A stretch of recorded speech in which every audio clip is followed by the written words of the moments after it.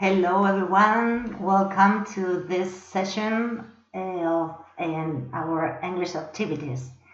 This week we are going to play charades. It is the classic game of guessing a movie, and we will do it by reading a short summary of the plot. Okay, first, here are 5 famous films whose titles you will try to guess. I'm going to try to read them for you. The first one would be a boy who suffers from a certain mental retardation will be the protagonist of crucial events in his country's history.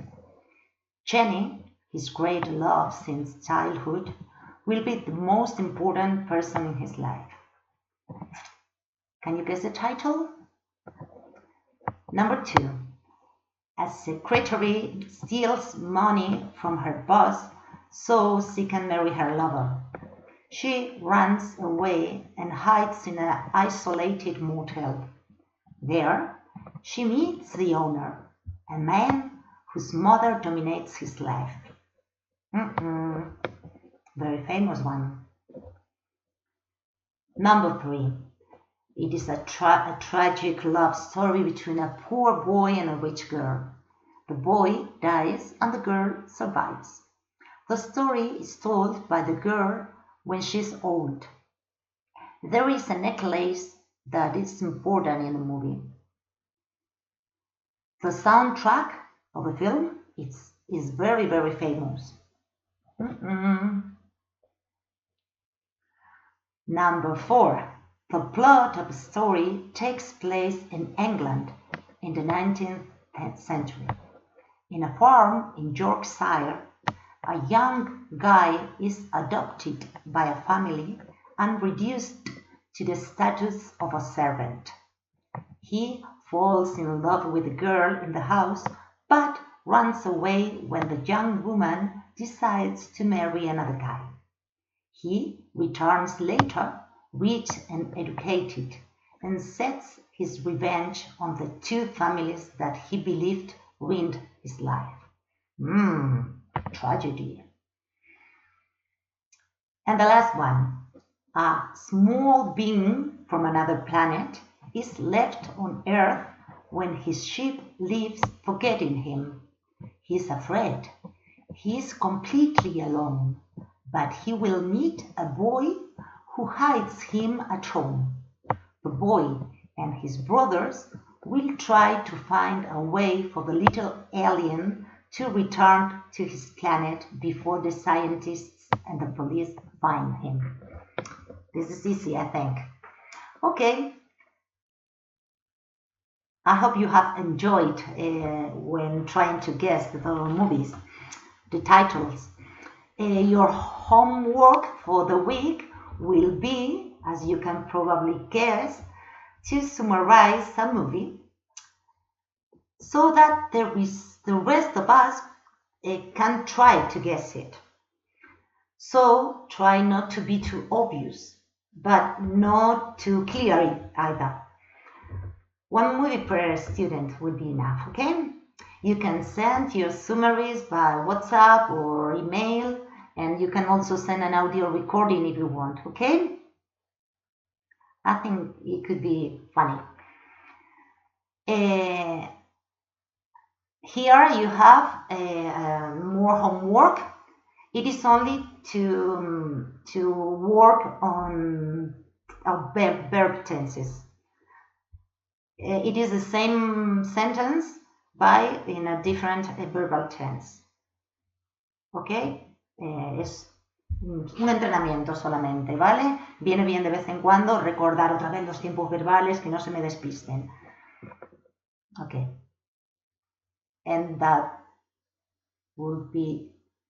is everything we have for this week. Here you have the answer to the activities from the previous session. Okay, these are some verbs that you could have used. And this is a short essay that I have written about the advantages and disadvantages of online learning. I will read it for you, and that will be the last thing. Nowadays, it is very common to find e-learning courses on the internet. A lot of people sign up for them because they think it is a very good option, but this practice has pros and cons. Pros y contras, ¿vale? Es un vocabulario nuevo que puede ser interesante que conozcáis. Pros and cons.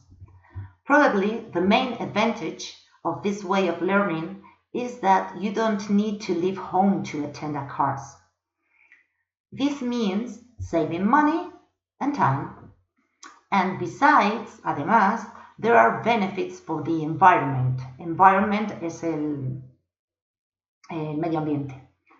An additional point in favor, punto a favor, por no repetir, ¿vale? Tenéis que acostumbraros cuando os expresáis a utilizar sinónimos.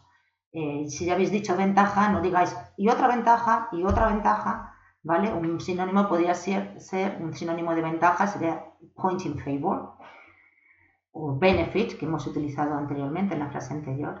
An additional point in favor is that you can have a flexible schedule. Schedule es un horario. However, sin embargo, there are also some disadvantages. The first one is that studying online requires high levels of self-discipline. And not everybody has this skill. Skill es una competencia, una capacidad. On the other hand, eso es una expresión muy utilizada. Por otro lado, en inglés literalmente sería en la otra mano, pero el significado es, por otro lado, on the other hand, interaction with other people is important, and online communication is hardly a substitute for face-to-face contact.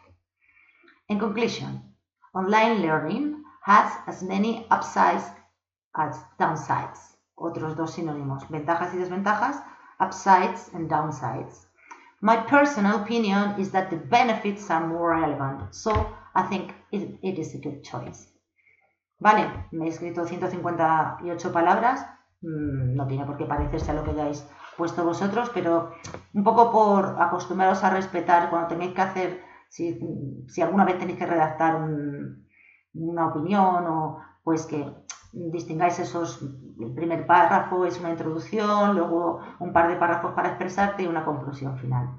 Okay, this is all for today. See you next week. Bye bye.